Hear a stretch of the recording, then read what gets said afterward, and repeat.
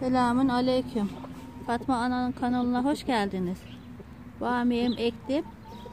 Büyüdüler. Kazma zamanı şimdi.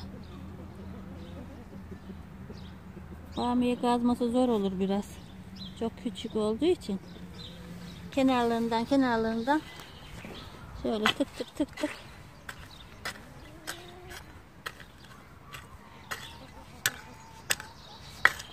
Bundan sonra bitlenirler.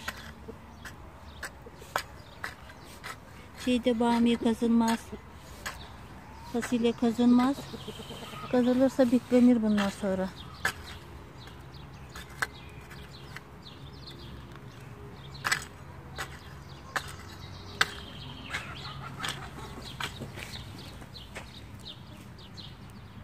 Burada da semizotu çıkmış.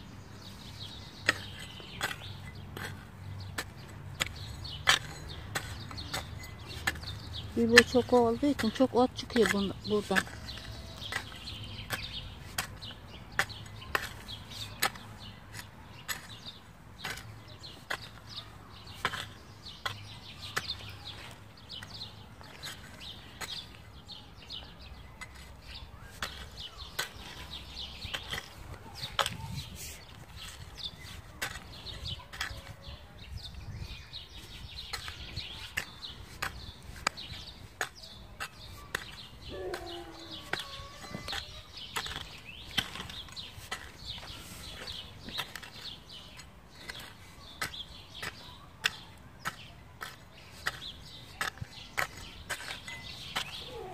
Kazması çok zor bunun, küçük olduğu için.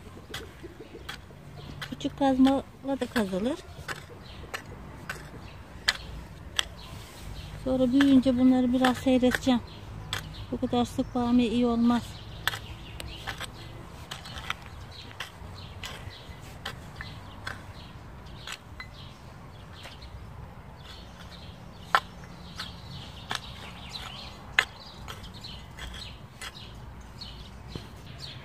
Fasulyeleri nasıl kazılır onu göstermek istiyorum size.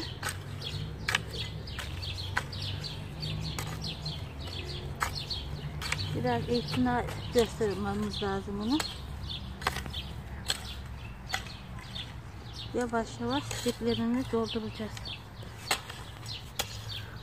Bunları diktiğimiz fasulyeler beraber ekmiştik bunları.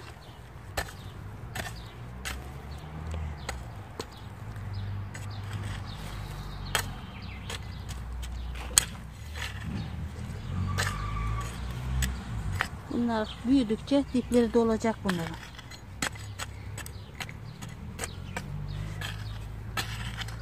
Yağmur yağdı. Çok güzel mübarek. Yumuşacık bahçe.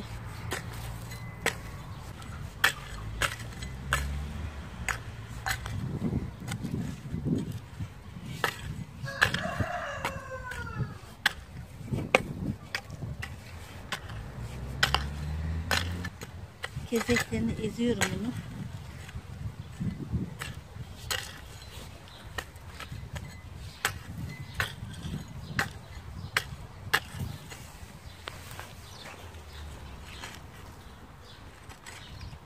Diplerinde otlar var.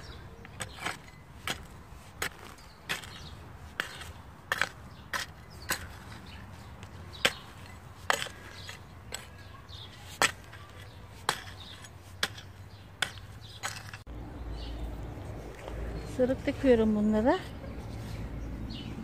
Mısır da var. Fasulye de var.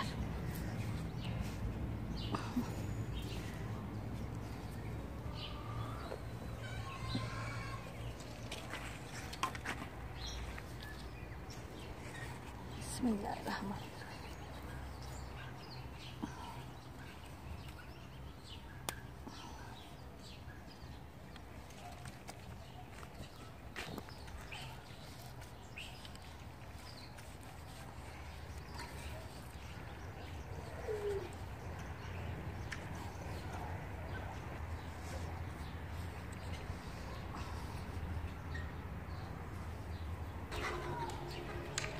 Beni izlemeye devam edin.